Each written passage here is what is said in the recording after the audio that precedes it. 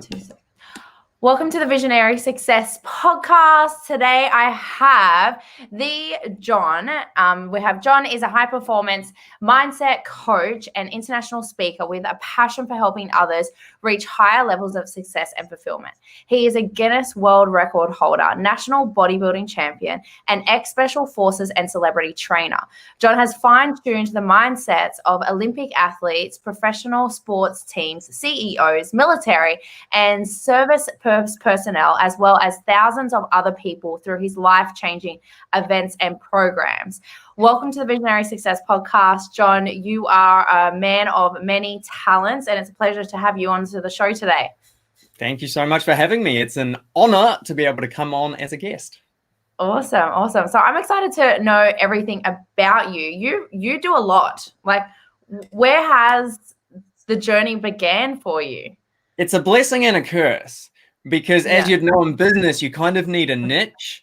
I don't really have that because I've done, as you said, quite a lot of things. But where did it start? Look, I guess I was expelled from school when I was 16. For many years, I just drank alcohol and smoked marijuana, and that led on to other drugs. My friendship group got into methamphetamine, smoking pee, including myself, and then 2 of them committed suicide, and that was when I knew I needed a change.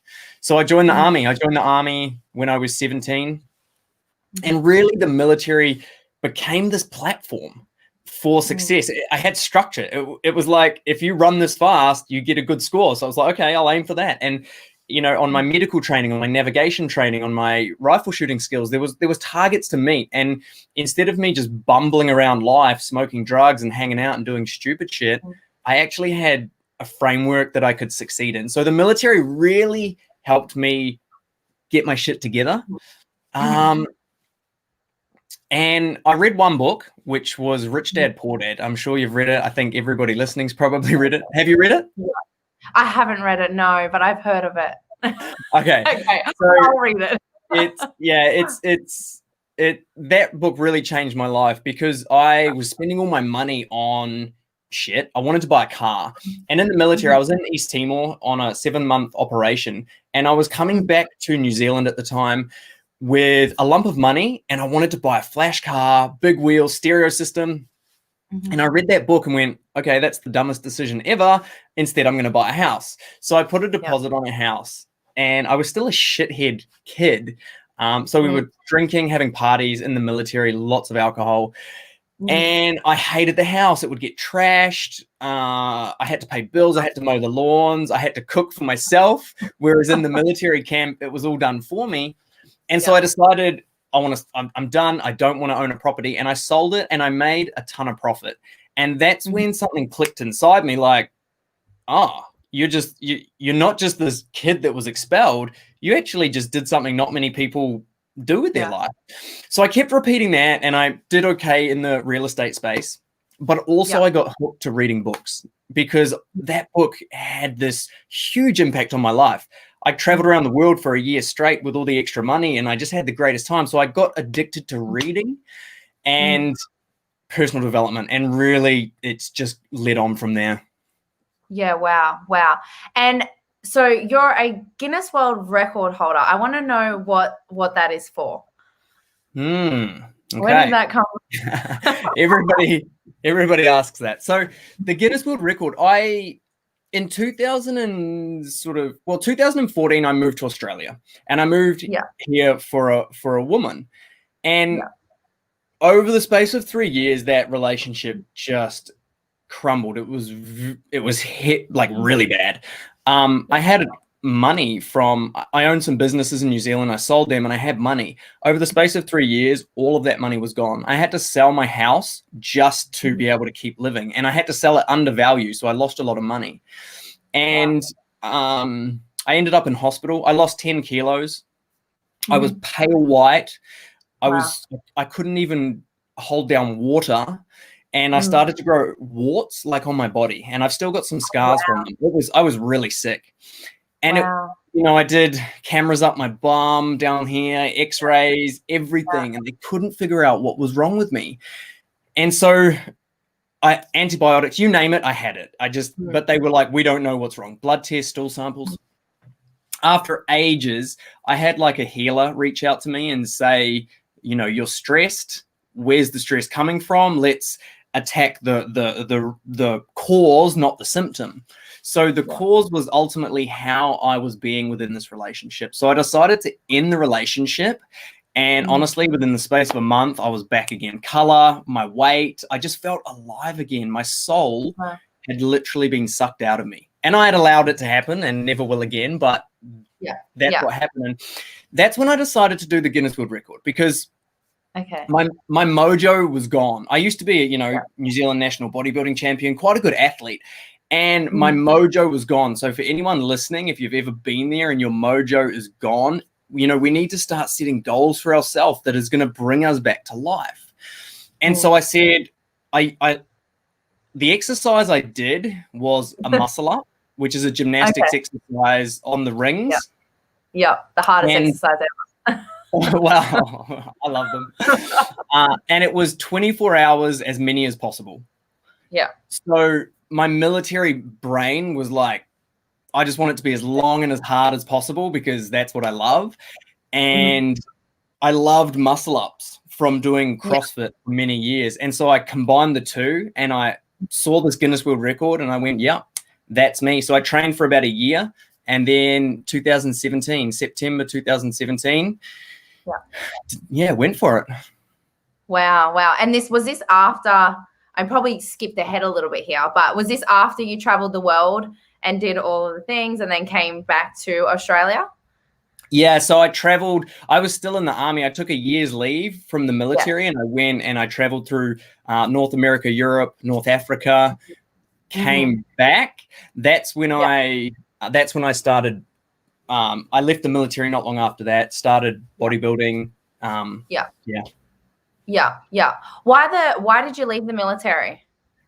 Good question. And it comes back to my hunger for personal development. I was reading all these books and I sort of broke free from this limited self of needing to be an employee. And I remember in the military, you get promoted based on time and courses and maybe a little bit if you suck up to the right people. And so I'm not really a suck up. I could wait the time and I could do the courses, but it was just too slow. The system that saved me at the start was also the system that was now holding me back. And so I just realized that I can do all of the shit I want to do without limitation outside of the military. So that's why I left. Yeah, how cool is that? And I can actually resonate with that because I did nursing for 7 years. And I remember being at uni to continue my studies because I wanted to be a nurse unit manager. And I was like I was desperate. Like I wanted to do it. That's what I was going to be. I was going to do it, be a nurse unit manager in the operating theaters. And that's what it was going to be. And then I was like sitting there studying one day and I'm like, no, it's going to take me like 8 years to get there. I was like, it's going to take me 8 years. And still by the time I get there, I might be on 100K a year. I was like, there has to be a better way to make 6 figures. There has to be a better way, an easier way. And I was like, I need to be my own boss. And I had no idea what it looks like, what it was going to be. I had no idea. But not long later, about a year later, I quit. So I can totally get that. It's like, There's got to be more. There is definitely more. And there is more. Yeah, I think, and even now in the world, that's why what you do for work is so important because there are so many people that want that. They want to experience more. But we're not trained at school how to be an entrepreneur. We're trained how to be an employee. And so nobody's had training on it. So people like us, we kind of learned through experience. But I tell you, if I could do it all again, I would get a coach sooner. I got a coach and it saved me like 12 years of pain. And so that's why business coaches, I believe, are so effective. So many people want to break free, but they've just never been trained how to do it. Yeah, absolutely. And how have you ended up in the space that you're in now? You've gone on, you've a celebrity trainer, you've trained CEOs, you've worked with high performance athletes, you've done the works. This is all in mindset coaching? No. So when I left the military, I was actually the physical training instructor for the special forces. And so I left the Special Forces camp and became a civilian and went on to do my own businesses. So I had networks in the Special Forces already, and I was a physical trainer. And then I owned a couple of CrossFit gyms. So I was just in the fitness space. And then when I moved to Australia, one of the people I was training, he's amazing. His name's Kyle Gardner. He is the best stunt coordinator. So he coordinates the stunts on the big films like Thor, Aquaman, Pirates of the Caribbean. He's a gun. And he said, hey, I became friends with him and I was training him. And he said, hey, we're looking for a trainer on, these films. Would you like to do it? So I put in my resume and, got a lot of the jobs, which was where I got to interact with the celebrities. But if anybody knows personal training, a lot of it is counseling and coaching anyway. I just wasn't like certified mindset back then. Yeah. Wow. And what was that experience like? That's obviously the beginning of where you're at now. What was that experience like, and how did you end up in the mindset coaching space? Yeah. So the experience with working with the film industry. Yeah. Really good money. Money. I remember on Pirates of the Caribbean, I was getting like $2,000 a week, but I was on call, and a lot of the actors are just lazy. And so I would go weeks without doing any. I might do one training session, and I was just had all this free time to build my other business. So I was like, this is freaking awesome. But I'm going to be honest, I do not envy actors and the famous ones. Like I've trained some big names, and I do not envy the life they have at all.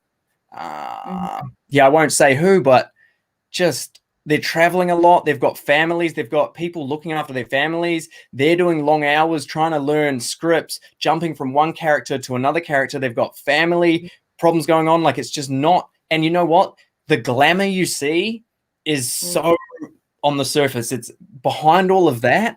It's not. And I was just like, wow, like amazing people, lovely people, but I would not swap. Yeah. I would not. If anybody's out there like envying celebrityism, please don't. It's not what you think it is. Yeah. I can imagine it would be very highly stressful life. Yeah. Yeah. And so how did I get into the mindset? I was coaching athletes, and I realized that it wasn't the training that was making them good or bad. It was what was happening in their head. And so I started to see patterns of people, and I could kind of pick, oh, this person's going to be a successful athlete. This person's not. Someone would maybe go away for a weekend with their girlfriend or with their family or with their boyfriend, with their family. And this person would choose to train, meal prep, and I was like, well, this one wants it more.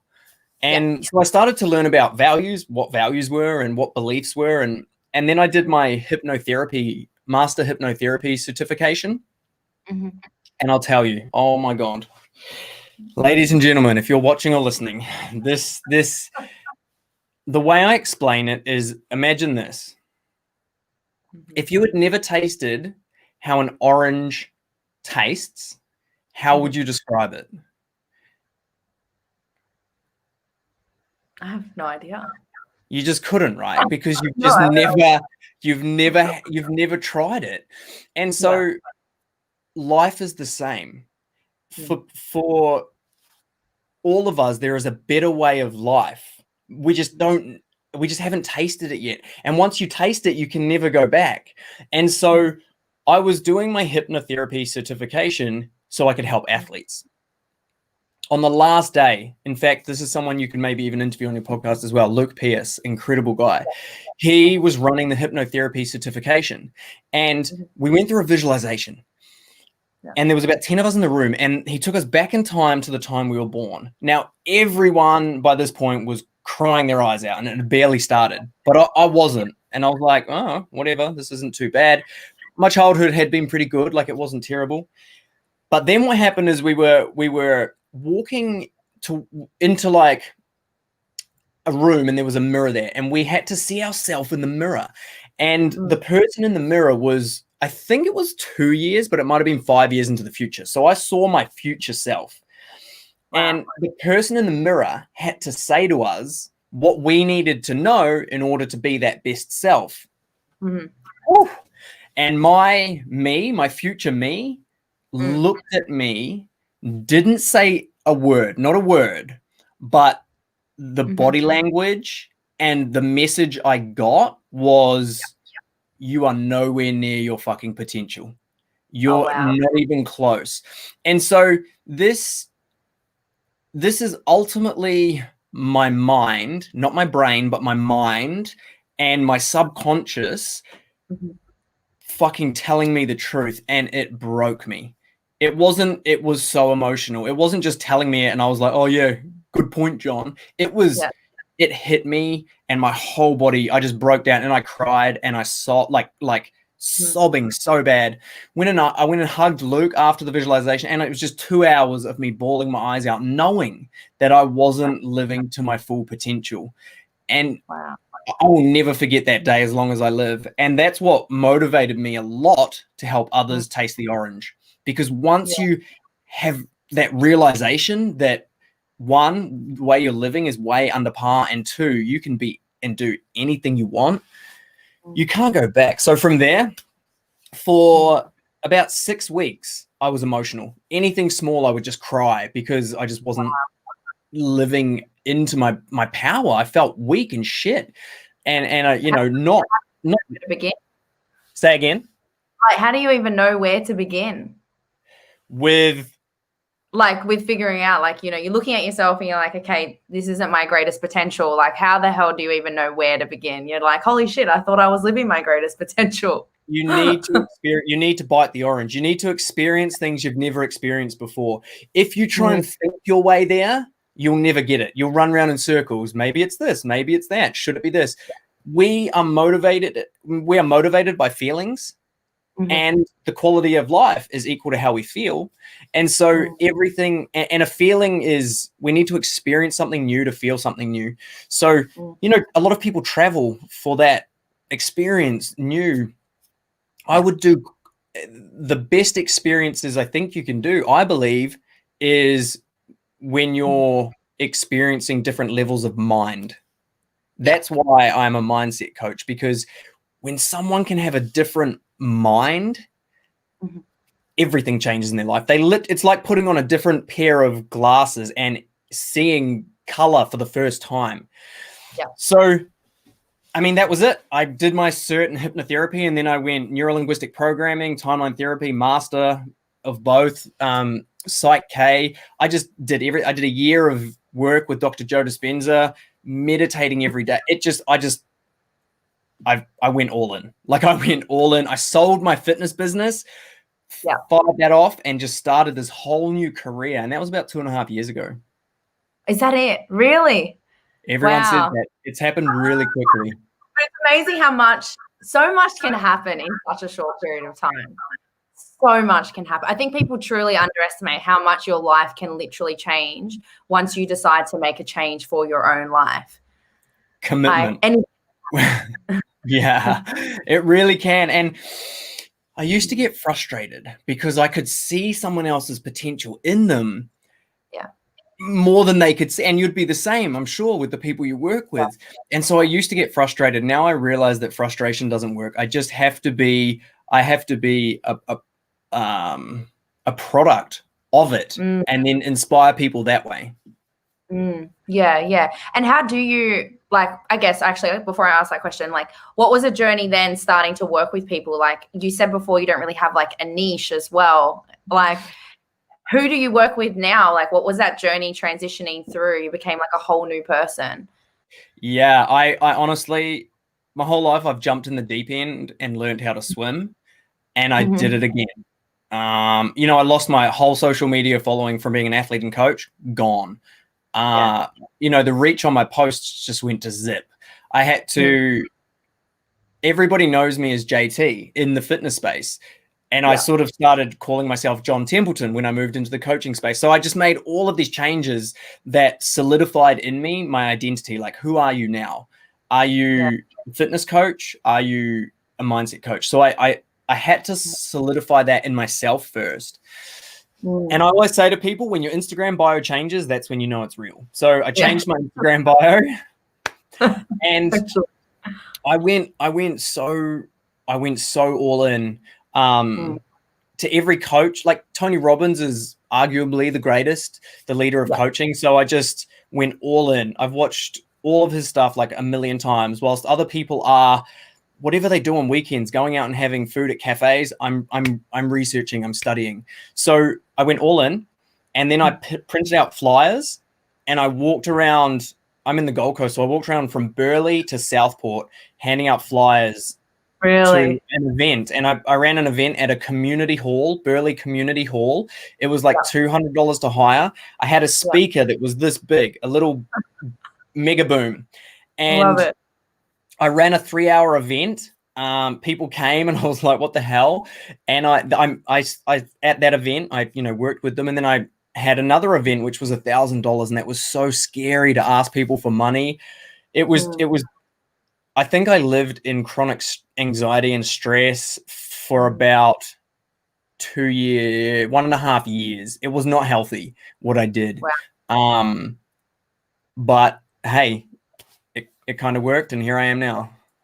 Was that was obviously like the building phase of this new business as you were building it out and like becoming who you wanted to become, like that journey. And this is what I love, is like making those short-term sacrifices to get to where you are now.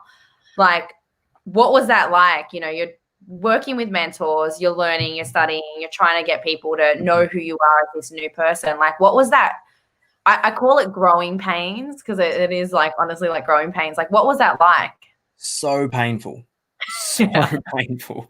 And it's like my ego took the biggest beat down, because I put a video on my social media, but I was living in this dump, and I was working, writing, building courses, presentations, just trying to perfect everything. And then I would go out, and people wouldn't turn up to my event, and I would have like 80 people register and 5 people turn up. And I'm like, fuck, what am I doing wrong?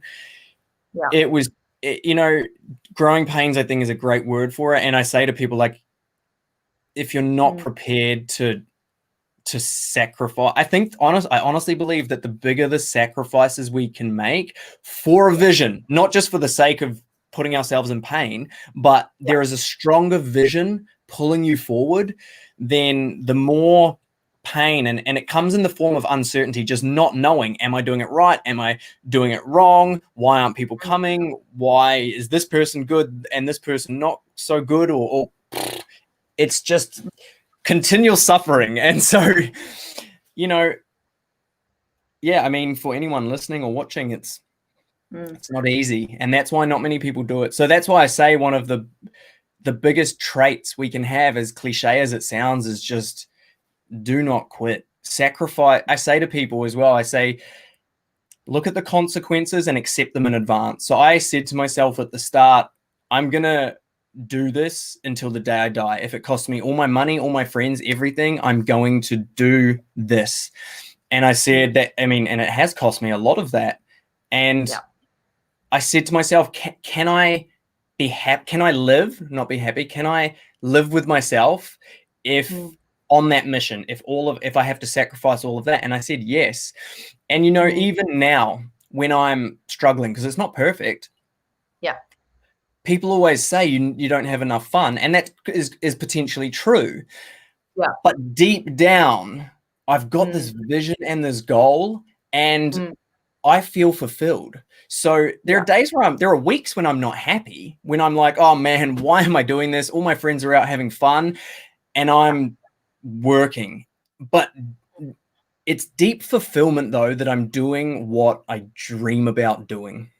That's amazing that you say that, because like that actually hits the home to me as well. Like, and it's like lately I've been trying to do the whole like have fun thing, have fun. I'm like, but what is fun? So I went to Byron and I went away. So I was like, okay, I'll go to Byron and I'll have fun. But I found it so hard, and I'm with friends that don't own their own businesses. So they had a week off work, and I'm just like, here I am working the whole time. And I'm just like, you're caught in the in-between. Like, am I supposed to be doing that, or am I supposed to be working on my business? Like, what am I supposed to be doing right now? And it's kind of like you have to come back to like, what is your why? Like, what is the reason why we're sacrificing these things in order to get us to where we need to be? Like, why are we doing what we're doing? And it is like coming back to like, what does really fulfill me? And I actually came back realizing, well, actually my work does fulfill me, and I felt so much better being back home. Oddly enough, I'm like, you know what, this is fun. Like, I love what I'm doing. This is fun to me, even if no one else understands it. Like, this is fun to me. This is what fills my cup up. And I guess it's just coming back to like, you know, why we even started this journey to begin with. Like, we wouldn't be doing it if we didn't find fulfillment from it. Yeah, spot on. And I've questioned the same things. I do believe I'm probably out of balance a little bit too much. And it is about merging it a little bit more. I can get it's not healthy at times. So there's always this dichotomy that needs to be balanced between, you know, working hard and just nurturing yourself as well, whatever that looks like for you, whether it is going to Byron, whether it is going for walks in the bush, or, you know, sometimes I go fishing, sometimes I shoot at the pistol range. So there's different things that can just take you away from work for a while. Yeah, definitely. And you said before that you had like events and like people didn't show up. Why didn't you quit then? Like, how do you keep going and holding more events, hoping, okay, maybe the next one? Yeah, it's definitely like pain and pleasure is what motivates us. And the pain of stopping was more than the pain of what was happening and not trying again. So I would always say to myself, like, what would I do if I wasn't, even though this hurts, what would I do if I wasn't doing this? It's like something meaningless, something that's not meaningful to me. So that, and always the vision. I know what I'm capable of in this lifetime. And that vision is what pulls me forward. Always, whenever I'm down, like you say, the why, the meaning, giving meaning to our life, and it gives us something to live for.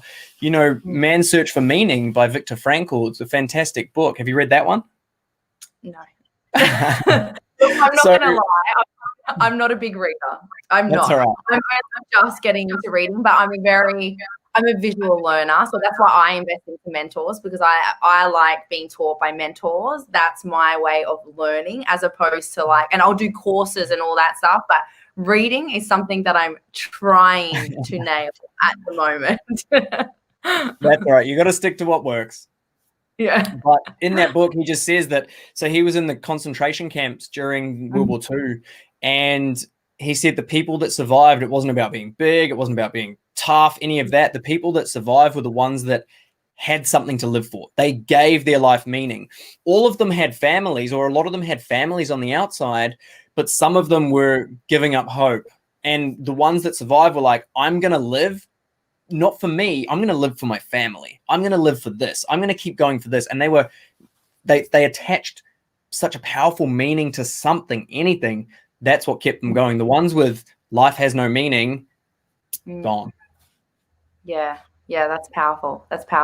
I once had this one friend said something to me, and she was like, she was holding events, and she's like, I was under pressure with an event, and she's just like, Jess, even if one person shows up, you have like this duty. Like, this is what you're pursuing. This is what you want to do. This is what you're passionate about. Like, even if one person shows up, you have a duty to serve that person with 100%, regardless if there's just one person in the room or 100 people in the room.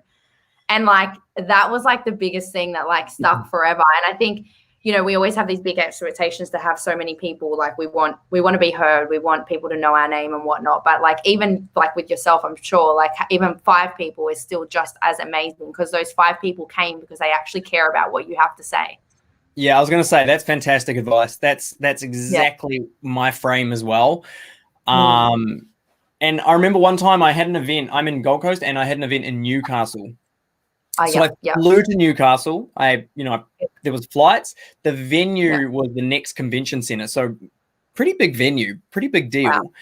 And 2 people showed up. Oh, wow.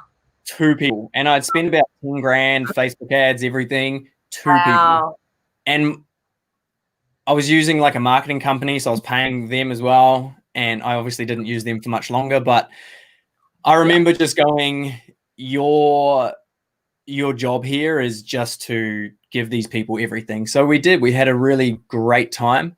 But yeah, believe me, for anyone out there that there are some people that won't step up because they're too scared of it happening. And then there will be the people that step up and it happens and they quit. It's like, you want to be person number 3. You just want to know that all of these things are a possibility, but just keep showing up as yourself. Keep doing what you do, not for the recognition, not even for the money, but just keep doing it because that's meaningful to you. And the recognition and the money will come as a byproduct. Yeah. Yeah. I love that. I love that. Was there any like aha moments or like that big breakthrough and you're like, holy shit, this is it. Like it's happening. Like everything I've worked so hard for now, like I can't believe I'm here right now. Yeah. There's definitely one that comes to mind. And it was an event. And I've got a program. It's 12 months long. It's called Amplify Your Growth, and I take people for this insane 12 months experience where they getting coached. They're going on sort of 3-day retreats. At the moment they're online, but they're just they've got access to my spirituality coach, all of my online courses. It's just this amazing community and 12 months of epicness.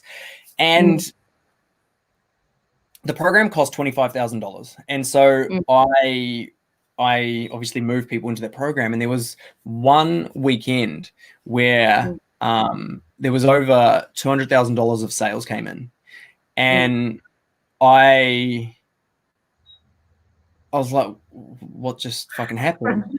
The numbers statistically were like, if you're looking at it from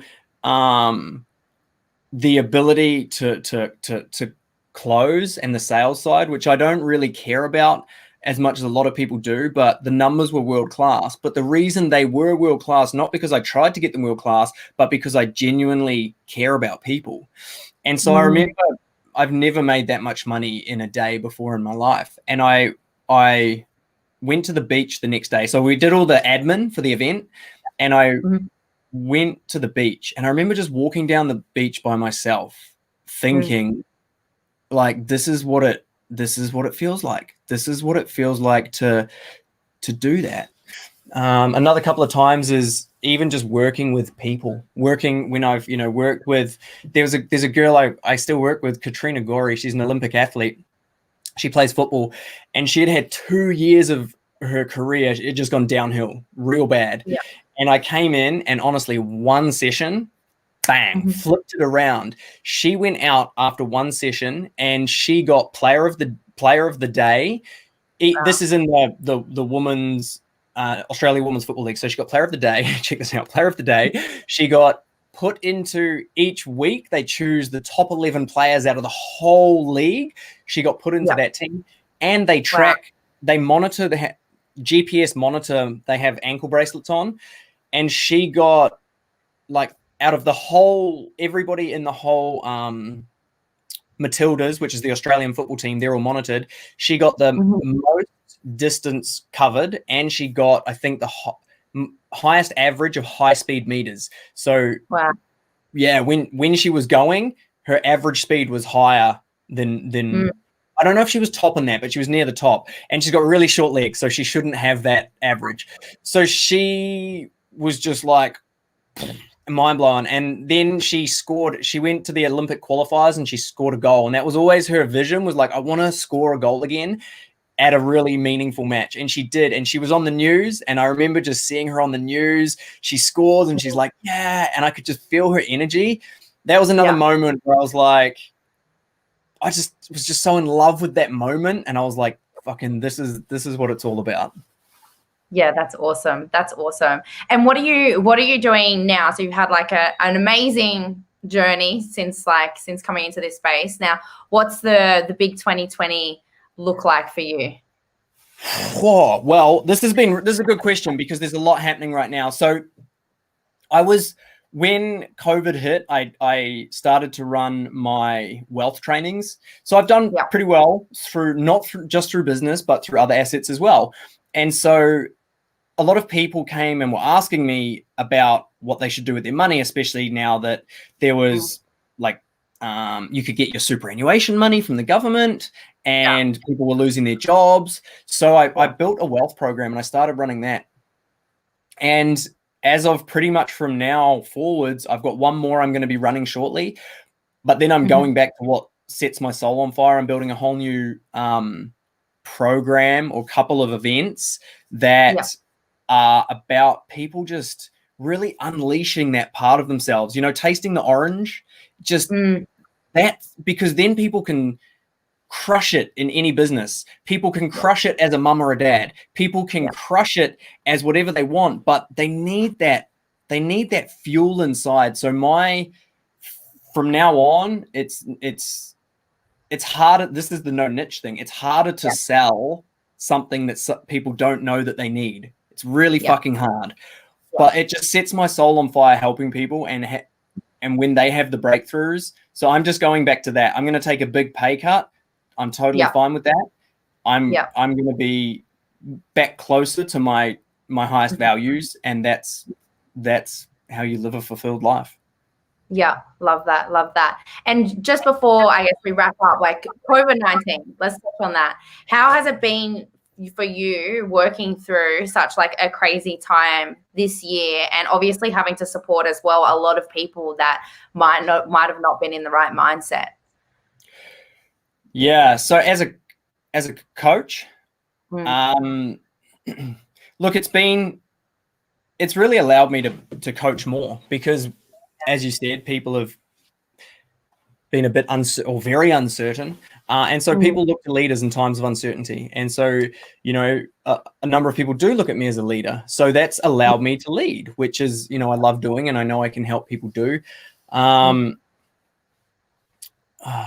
Is there anything else within that question? I mean, I guess how have people, like, this season obviously is a bit of a crazy season. Like, how have people been able to like tap into their own potential during such a season when there's been so much that's been in front of them to pull them backwards, yet like working with you has been able to like launch them forward? Let me just rephrase this question to make sure I have it right. I was just like, hang on a second, no. Can you rephrase it? Yeah, I think I should rephrase that. Sorry. So, I mean, how has this season been for you, obviously, as a coach, and you just answered that. But how has it been for like your clients? Because people have obviously come to you in a stuck position, like during a pandemic. Like, how are they coming out of this now? Yeah. So I'll be honest, for a while, I dropped the ball. For a while. When I started to build this wealth program, everything else got put on hold. In fact, I was in Bali setting up for a retreat. I'd just been in Costa Rica. I flew to Bali. I was in Bali setting up for a retreat when the lockdowns got announced. And we were like 3 days away from people flying in for my retreat. And so it was hard, but I made the decision to cancel the retreat. And from then I kind of got stagnant, because it's like it knocked the wind out of our sails, because we were all coming together as, you know, this 12-month membership, all coming together to do personal development work on ourselves, work on our lives, and gone. So it really knocked the wind out of us. I then started to focus on I pretty much put that program on hold. We still did the weekly call, but it just lost momentum. I focused on the wealth for building those wealth programs for like 5 months, and they picked up momentum, but my old program really was just, it lost momentum. And so I dropped the ball. I dropped the ball there, and I bonused in like free calls. I bonused in everything, trying to make up for this retreat that wasn't there. And then we had another retreat planned 4 months later. Obviously we couldn't go on that because still in lockdown. So the other day I cried the other day. I was journaling. I was just journaling, and I was like, what do I need to do next? And I was just going through my thoughts and my feelings, and got to the point where I realized that there was the wealth stuff, and there was this group of people that I had lost momentum with. And that's the day I decided all the wealth stuff, I'm now going to automate it, put it online, and I'm just going to, I'm coming in hot to reignite this fire. And so I literally did a video in the Facebook group, and I just said, look, I'm coming in hot. Instead of running the retreat now, we're doing an online event, which has got a lot of pros about it. So I'm really excited. So I've just come back in after dropping the ball, and honestly, everybody's great with it. The 3-day water fast I'm currently doing at the moment is part of my membership group. So every 4 months we do a 3-day water fast, and journaling and all of this stuff to just seek like that deepest part of ourselves, so we know who we are and what we're here on earth to do. Yeah, I love that. That's awesome. Thank you. So if anyone wants to find you, where can they find you? Where are you hiding out at? If anyone wants to get in touch with you about mindset coaching, or even just like your year mentorship, where can they find you? John Templeton Official. And that is website, Instagram, Facebook, LinkedIn, but don't really go on LinkedIn. John Templeton Official. Connect with me as well. Send me a message. I always reply. Awesome. And then I will put all of John's links in the show notes for you to find him. He'll be across my Instagram page and on the show notes pretty much. Also, go and check out his courses. I was looking at your courses. You have so many of them. So you've really been working hard. Where were you looking? I had a look at the link in your bio. Oh yeah. Okay. I was on your website. I was looking on your website. Yeah. So go and check him out. He's got a lot for you to go and stalk. So check him out. And thank you so much for coming on to the podcast today, John. Jessica, thank you so much for having me. Everybody that's still listening, watching, thank you for putting up with me. And I hope to connect with you all soon. Awesome. Thank you.